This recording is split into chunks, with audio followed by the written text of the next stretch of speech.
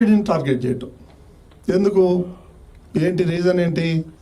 మనం ఏమన్నా వాళ్ళ చర్చిలకో లేకపోతే ఇంకోటికో మనం వెళ్తలేం కదా వాళ్ళ జోలికి. వాళ్ళు ఎందుకు వస్తారు మన జోలికి? ఇప్పుడు నేను 18 సంవత్సరాలు అయింది టీవీ5 పెట్టి.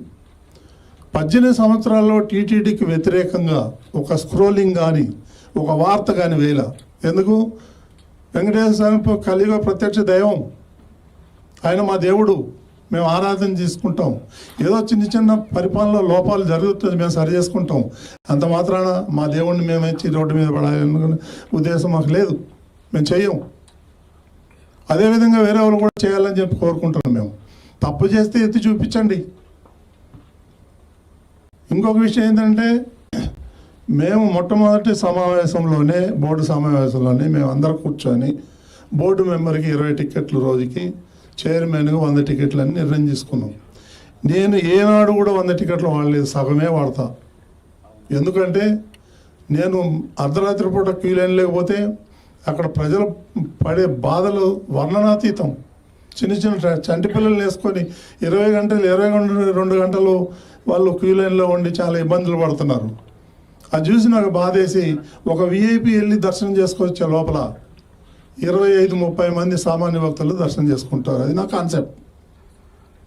ఒక్కొక్క రోజు 95,000 మంది దర్శనం చేసుకుంటున్నారు. సామాన్యులు మేము వేసినట్టు పెద్దపీట చంద్రబాబు నాయుడు గారు ఎప్పుడు సామాన్యులకు ఇవ్వండి సామాన్యులకు ఇవ్వండి అని. మేము విఐపిని కల్చర్ స్లోగా తగ్గించేసి మేము సామాన్య భక్తులు పెద్దపీట వేస్తుంటే ఈరోజు ఒక పెద్ద మనిషి మీటింగ్ పెట్టి ఏదో పిచ్చి పిచ్చిగా మాట్లాడుతున్నాడు. నేను చెప్తున్నా, నువ్వు ఎవరితోన్నా పెట్టుకో, బీఆర్ నాయుడుతో పెట్టుకుంటే మాత్రం మర్యాదగా ఉండదు. నా గురించి మీకు తెలియదు. నేను ఎంతకైనా తెగిస్తాను. తప్పు చేస్తే చెప్పండి, చొక్కా పట్టుకొని అడగండి, మేము సమాధానం చెప్తాం. ఇప్పటి వరకు ఒక్క చిన్న పొరపాటు కూడా చేయలేము మేము. అది నేను గర్వంగా చెప్పుకుంటాను. పిచ్చి పిచ్చి మాటలు మాట్లాడుతున్నారు, వింటున్నాం కదా అని చెప్పేసి మా మీద దాడి చేస్తారు. నా మీద దాడి చేయి, పర్వాలేదు, నేను ఛాలెంజ్ చేస్తా. కానీ వెంకటేశ్వర స్వామి మీద అడ్డం పెట్టుకుని ఎందుకు దాడి చేస్తారు? ఇక వేరే గుళ్ళు లేవా? వేరే ప్రార్థనా మందిరాలు లేవా? ఎందుకు టీటీడీ మీద పడతారు మీరు? దీనికి ఒక చిన్న ఎగ్జాంపుల్ చెప్తా మీకు. ఏదైతే సిమ్స్ హాస్పిటల్ ఉందో అది నష్టాల్లో నడుస్తుంది కొన్ని ఏళ్ల నుంచి.